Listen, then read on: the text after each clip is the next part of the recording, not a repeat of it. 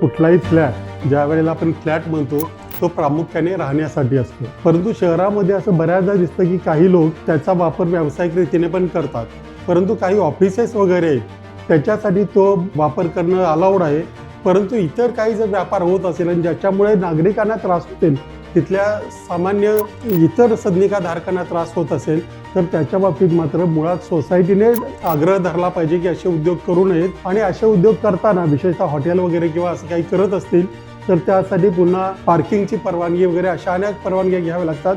ती सदनिका कमर्शियल करून घ्यावी लागते कॉर्पोरेशन करून, परंतु ही प्रक्रिया तेवढी सोपी नाही. याच्यामध्ये तक्रार तर सगळीकडे करता येईल, परंतु संबंधित सोसायटीने जास्त दक्षता घेणं हे क्रमप्राप्त असताना जर संबंधित सोसायटीचे लोक जर त्या व्यावसायिकाला सामील असतील तर त्याच्या संदर्भामध्ये तुम्हाला उपनिबंधकाकडे तक्रार करता येईल, पालिकेकडे तक्रार करता येईल, जर हॉटेल वगैरे असेल तर आरोग्य विभागाकडे तक्रार करता येईल, FSI कडे तक्रार करता येईल. अशा अनेक गोष्टी आहेत, परंतु त्या क्रमाक्रमाने समजून घ्याव्या लागतात.